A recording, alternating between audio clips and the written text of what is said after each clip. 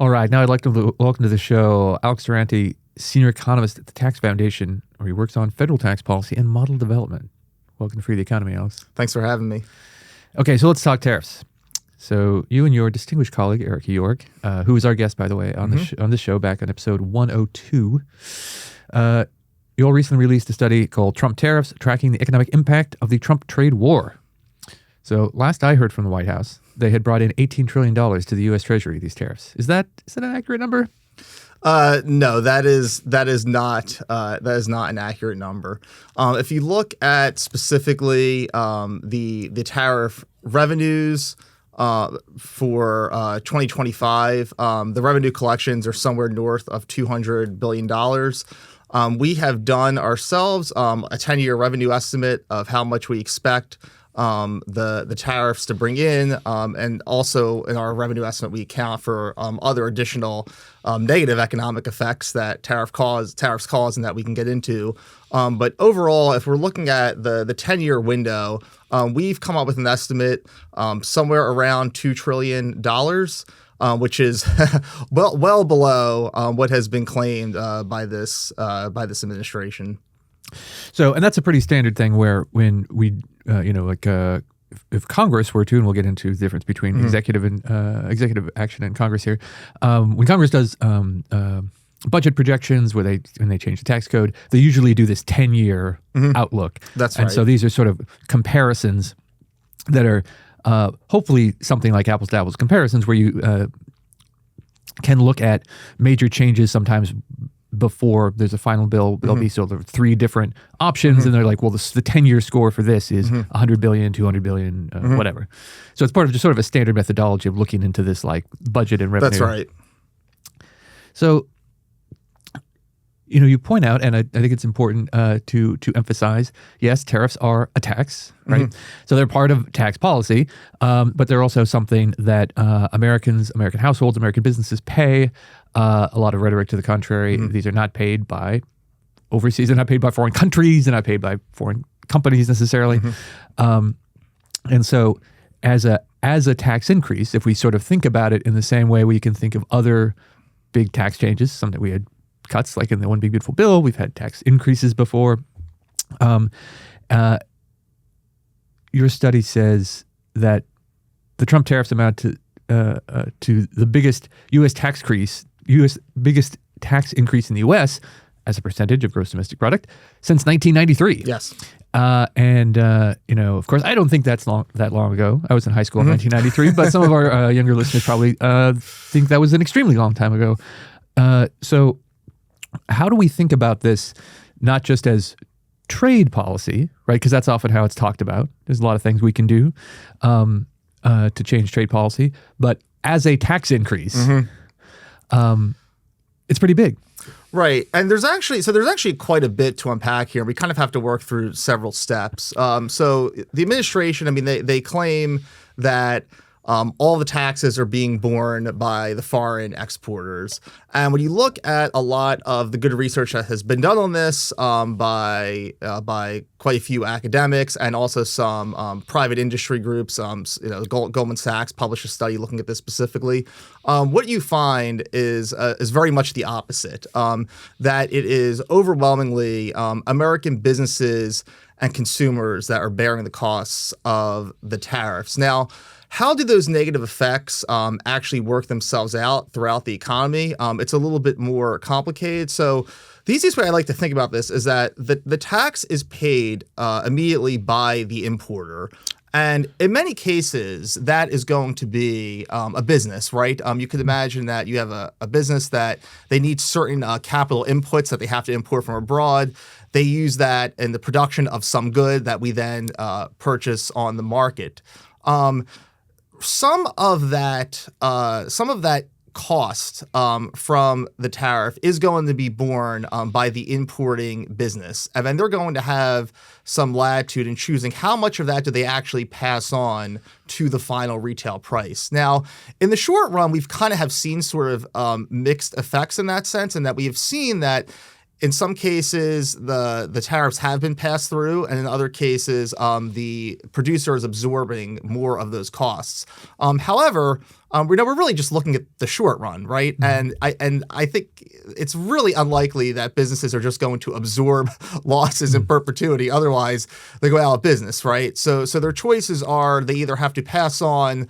They can either pass on that cost directly to the consumer, or they can change some of the sourcing for their products and switch to domestic suppliers, which would bring down the cost somewhat, but it would still be higher than those costs would be if they could just freely import the good from abroad and not pay a tariff. Right, and one of the things that the Trump himself and the White House people always say is, well, if you just buy American, then there's no tariff.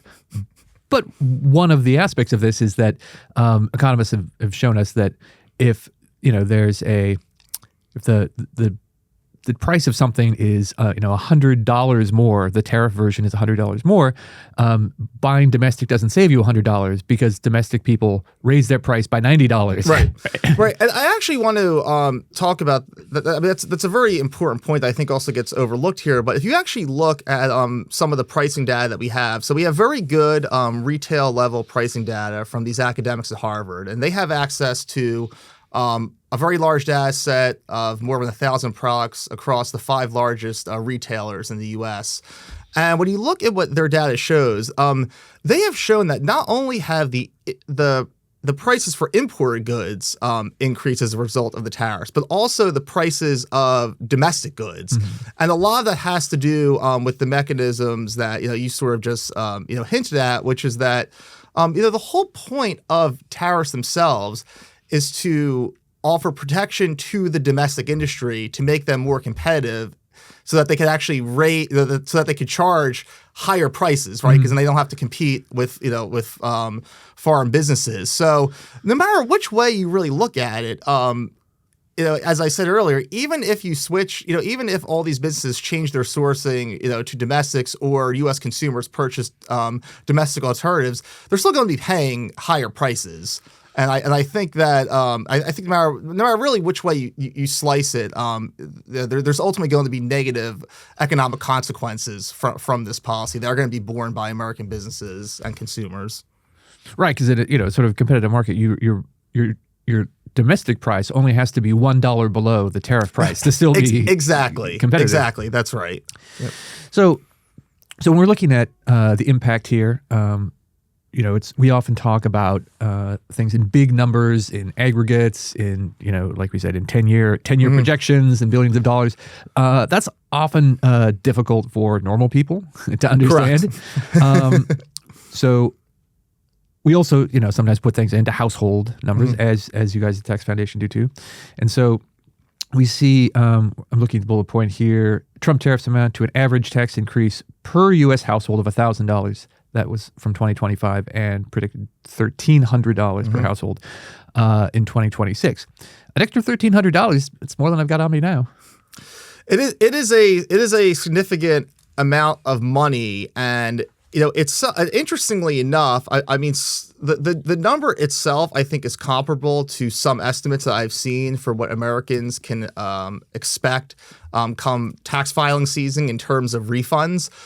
So the way you should be thinking about this is that we passed this very large tax bill this summer, the One Big Beautiful Bill Act, and you really should be thinking about the tariffs themselves offsetting some of those tax cuts that were passed in the summer. And the one of the other things I'll note is that the burden to the U.S. household will be increasing in 2026 because throughout 2025, we had multiple shifting deadlines on the tariffs, the rates. Some of them came down from what was originally proposed and implemented. But nonetheless, these are these are still significant costs that consumers and businesses are facing. Well, yeah, and the sort of back and forth policy implementation of this has been, should we say, much remarked upon. And we had the phrase, the taco trade, the Trump always chickens out, the idea that people on Wall Street are betting that they're going to be making even short-term bets on the idea that the policies are going to be of such short duration that you can, day trade on expectations that they're going to be advanced or pulled back. That, among other things, maybe not the most important part of the policy consideration, but it must put put you all in a difficult situation trying to model out what are the revenue projections on policies that are only in place for 2 weeks. Right. So funny enough to this point, I mean, I had been asked before by reporters, how many times they just asked me this, like, how many times do you estimate that you've updated your tariff tracker on your website? And I mean, at this point, I mean, we are well north of at least 100 times that I've had to update not just the text, but just like rerun the numbers through our model. So it has been a very tall order for us, and it's kept us tremendously busy this year. And I think we probably, perhaps we'll get into this, but depending on how the Supreme Court rules in perhaps a few weeks, we could either we could be more busy or less busy. But I think. I don't think, no matter which way that decision goes, I don't think the administration is going to abandon trying to do more tariffs. So yeah, well, let's get into some of that model run numbers. So you lay out here that you think Trump's tariffs will raise $2 trillion in revenue on 10 years. So you mentioned that on a conventional basis, and reduce U.S. GDP by 0.5%. That's significant. And that's all, but without taking into account foreign retaliation, which of course we've had right. lots of conflict with big trading partners, possibly putting in other trade barriers are raising tariffs of their own. So but then you sort of work in those plus whole negative economic effects. So you say, well, with that, maybe the revenue is only 1.6 trillion over the next decade. So that's even less. And again, much less than the administration has tried to claim is already coming in. And you say tariffs raised $132 billion in 2025. Again, 132 billion is a big number, but compared to the entire U.S. federal budget and deficit, maybe not so big. And the Trump tariffs, again, as you mentioned, with the one big beautiful bill on people's taxes that they're looking at, there's a big offset there where potentially there is both tax savings to individual households as well as sort of economic growth positives to the economy. And it seems like the tariff policy is set to kneecap both of those things. That's right. Yeah, actually, let's unpack that even further. So we published some preliminary estimates on what the distributional effects of the taxes and the tariffs look like, and we did this back in the summer. Of course, the tariff policy has changed somewhat. We've also made some other refinements to our modeling. There's been some more clarification around some provisions in the One Big Beautiful Bill Act. But so we have an analysis, an updated distributional analysis coming out probably this week.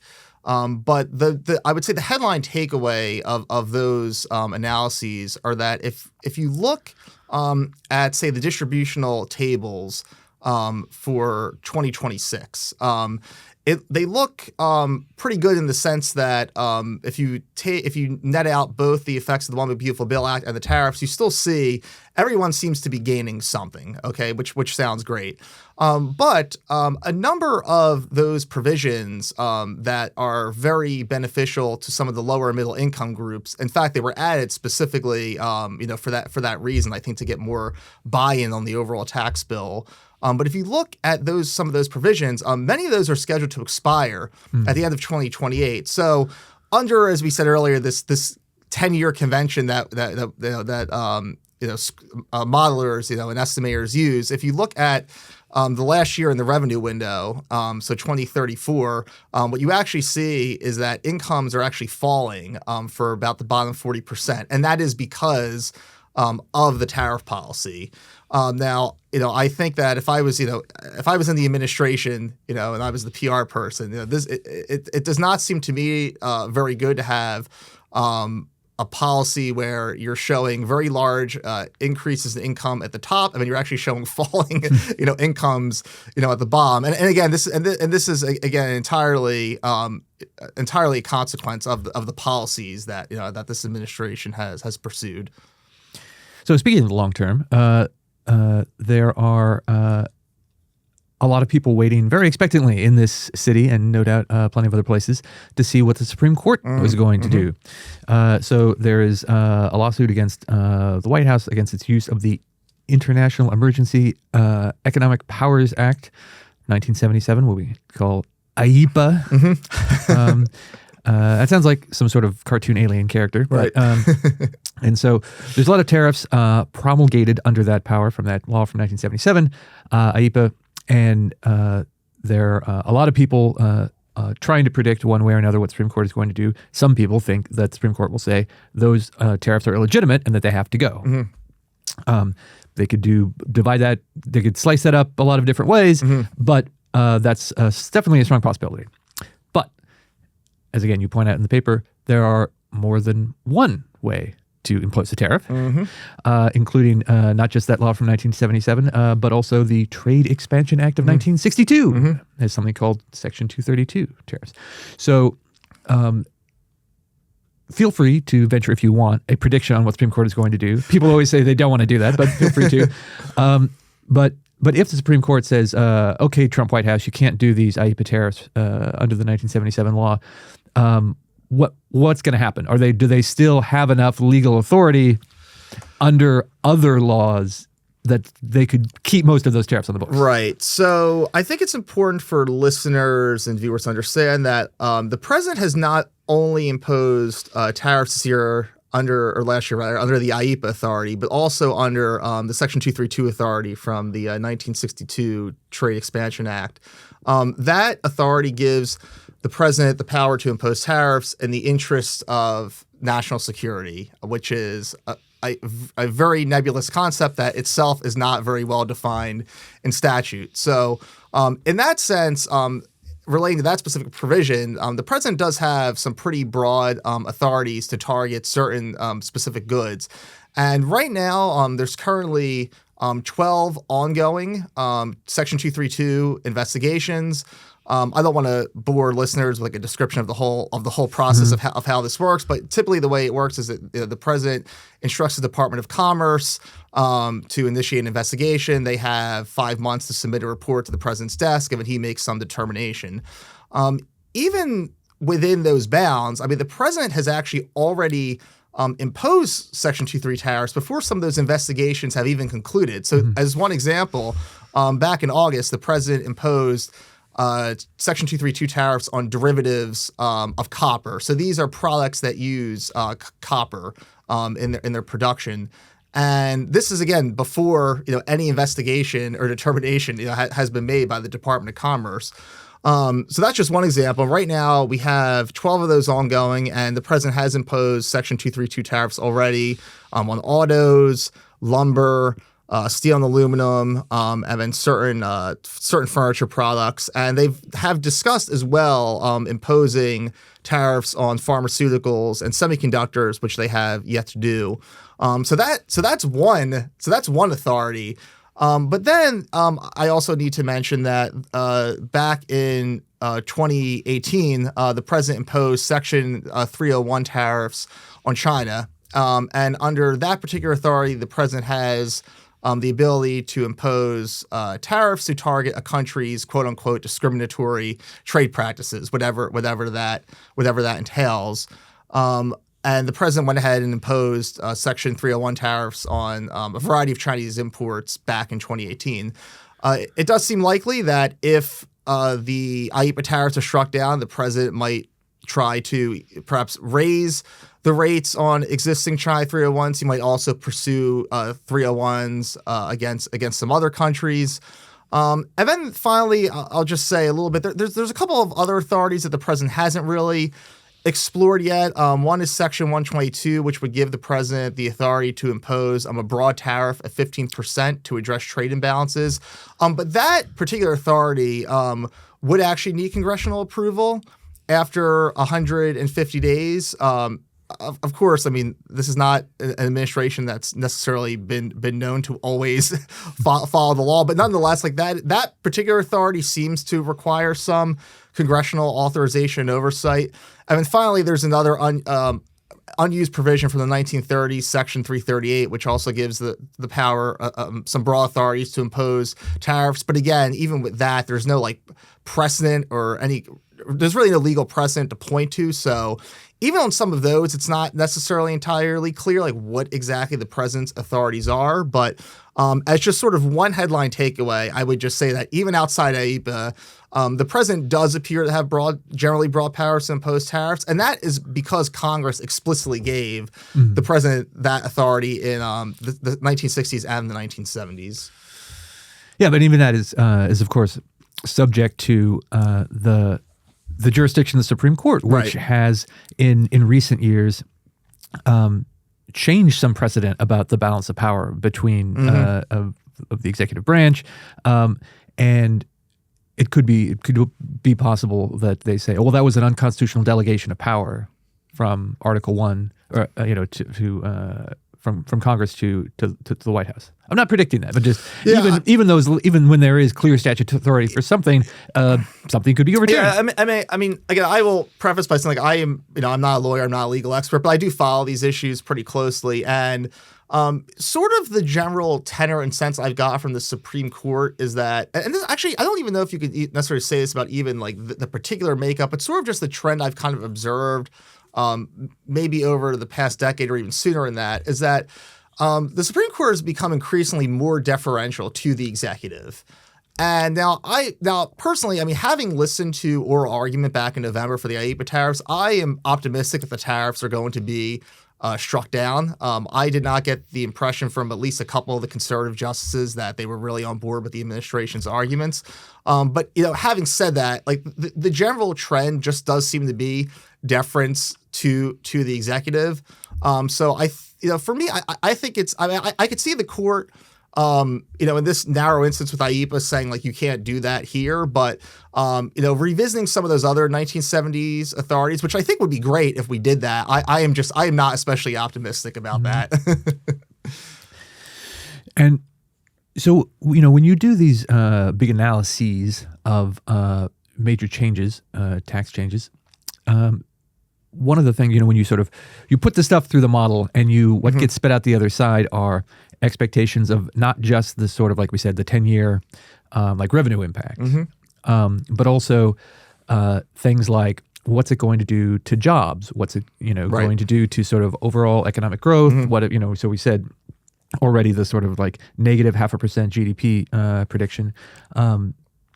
But the overall big sort of macroeconomic results are pretty much all pretty negative, right? If we're looking at those 10 years, especially and you would think one of the biggest reasons, the big picture reasons for this kind of industrial policy is to protect American jobs, protect American manufacturing jobs, these heart and soul, blue collar, support a family kind of 1950s jobs we keep talking about, and the numbers there also don't look great, right?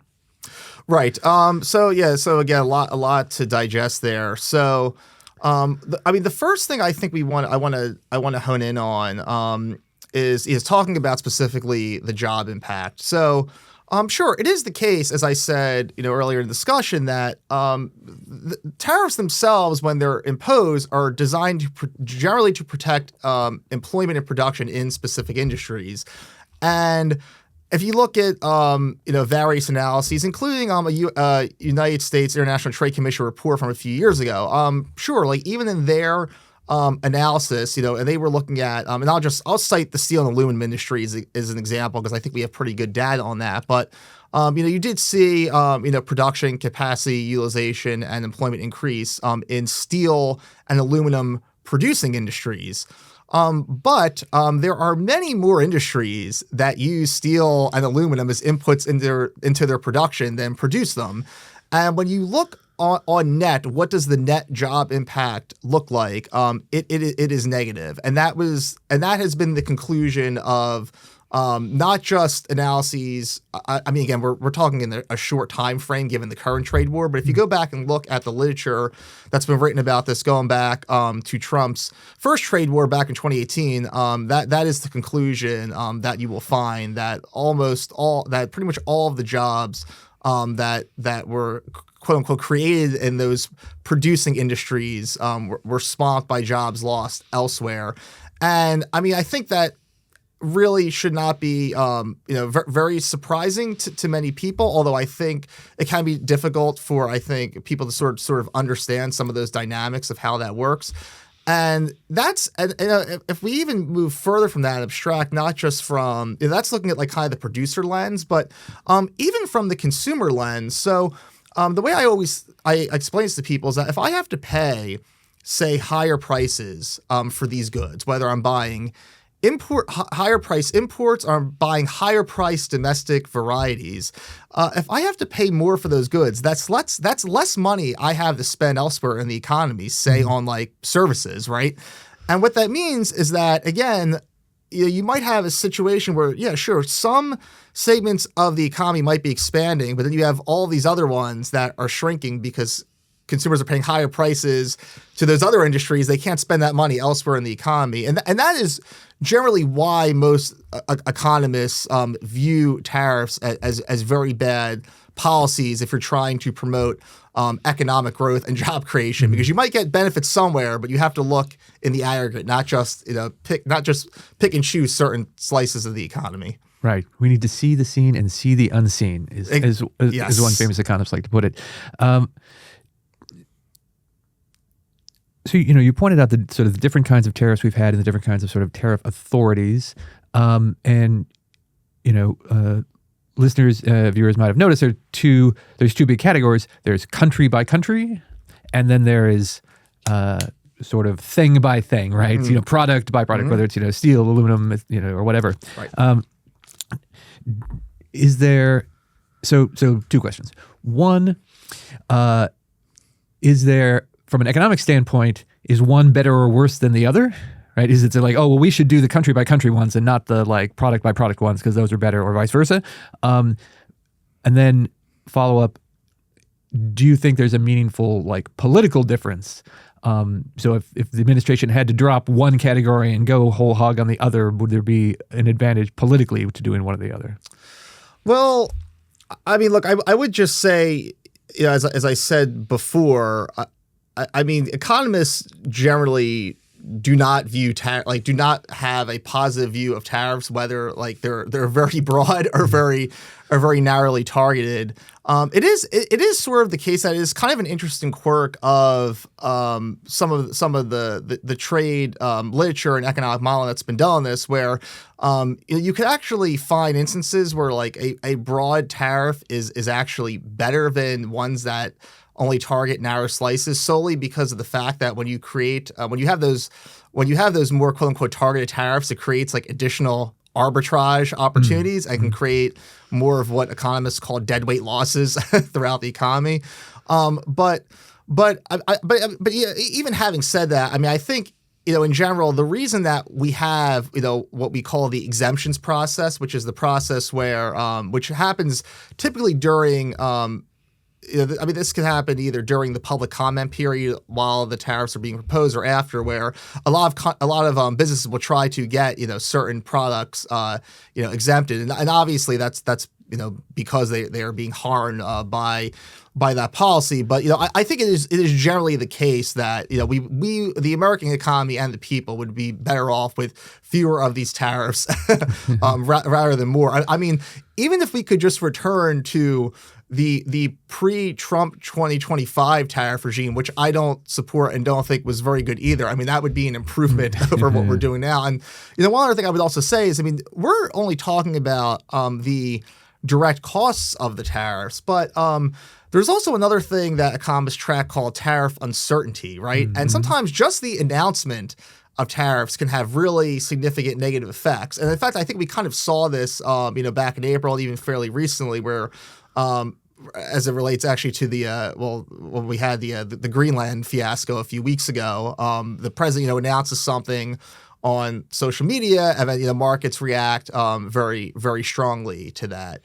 And sometimes just having that blanket of uncertainty can be enough for businesses to just say, like, look, even if the IEEPA tariffs are struck down, like, okay, that's great, but what's going to replace them? What's going to happen, the next year or next 2 years? So, businesses, I mean, they're not only looking at like what is the actual policy in place now, they're also thinking ahead and what can we expect down the road from this administration. And as I think I said before, the president, he really, he's called himself a tariff man, and I think it's very clear that he just likes tariffs. And I think that's another reason why, also, even if you look at, and maybe we can get into this as well, I mean, if you look at a lot of the deals that the president has been touting, they still leave the import tariffs in place, right? So the president, I think, even though he'll often argue like, oh, this is just a negotiating tool, he seems to just clearly like the policy itself. And I think it's for that reason that it's unlikely to go away, even if it goes away in like its current form because of the Supreme Court.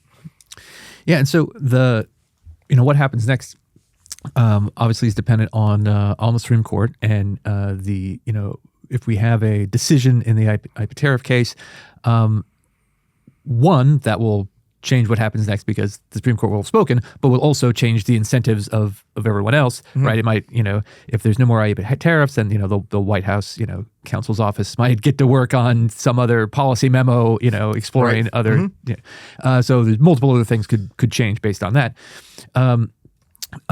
So longer term, one interesting thing about this sort of interregnum, as Trump is the new Grover Cleveland, the new non-consecutive presidential terms president, is that I and lots of other people had lamented that and it's pretty much the same now, but that so many policy positions had become so polarized that if you were for the second you heard the Republicans were for a thing, if you're a Democrat, you're automatically against it, and vice versa, no matter what it was.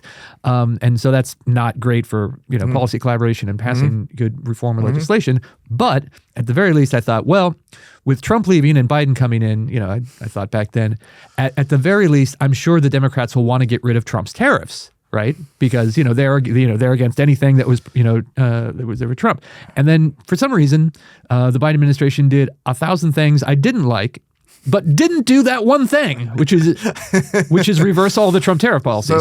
So what if we take a couple steps in the future, political prognostications to the side? Imagine we get some kind of change of power, whether it's a Democrat of the White House or Democrats in control of Congress or half of one and part of the other. Are we just stuck with these tariffs forever? So I have a lot to say on this actually. So the way I've been sort of thinking about this is that the so-called Overton window on this issue has really shifted very significantly in the past decade, and I think that's why it made it. I think that's why for Biden, that for him to just get rid of everything that had been imposed wholesale from his perspective was kind of untenable because everyone has become more hawkish towards China because and they are legitimate. I think national security threat. So you have the specter of China as well as. The Biden administration also just became very much just much more pro-labor than any other administration we had seen in some time. So I think from his perspective, it was very unlikely that he was going to be inclined to get rid of them. And in fact, just going back, his particular admin's framing was that they were going to be pursuing more targeted tariffs, right? They were talking about the tariffs on semiconductors, and this is like kind of what they were defending as like the second best position, even though I think there was a lot of downsides of those policies that they were pursuing. Now we come forward a little bit. We have a president who's clearly, I think, doing unprecedented things with tariffs, and that does seem, if you're just sort of looking at the polling on this, that does seem to be pushing the Democratic coalition a very much a pro-free trade direction, at least rhetorically. Now, my main worry, and this is why I actually am very much hoping that the Supreme Court can rescue us from the tariffs, is that Unfortunately, I mean, tariffs, they do raise revenue, right? And the administration right now, I mean, they talk about using, well, actually, they've talked about using the revenue that's being collected for deficit reduction and then also like at least 10 other things, right? And obviously that's just not possible. But, for me, I think that another administration coming in, let's say it's a Democratic one, they're going to have this like giant pool of money to kind of do whatever they might want with, right? So like, for me, I mean, I think they would, I think if the tariffs stay in place, they would probably get rid of some of them. But I don't know if they would get rid of all of them because I think that giant pool of money does become very attractive to whatever, whatever party and coalition is in power. So, I'd like to say, like, I'm optimistic that, we are moving in a more pro-trade direction because of rhetorically what I've seen. But, it's another question. I mean, again, when you don't have any power, it's easy to say these things. And the question is like, okay, if the Democrats win, in 2020, like, are they actually going to do anything on this? And that I am a little more skeptical of. Well, yeah, I definitely agree with that. It is a sore temptation to have a giant pool of money sitting around because politicians tend to find a good way of spending that, often spending it multiple times. Right. So when we say drain the swamp, we also mean drain the tariff revenue swamp because it's just going to lure them into spending on stuff that we don't need. Alex, this has been an amazing conversation. Thank you for getting into so much detail with us and bringing some clarity to this. We got big numbers, we got small numbers, and hopefully some relatable information that everyone can take into the future with them.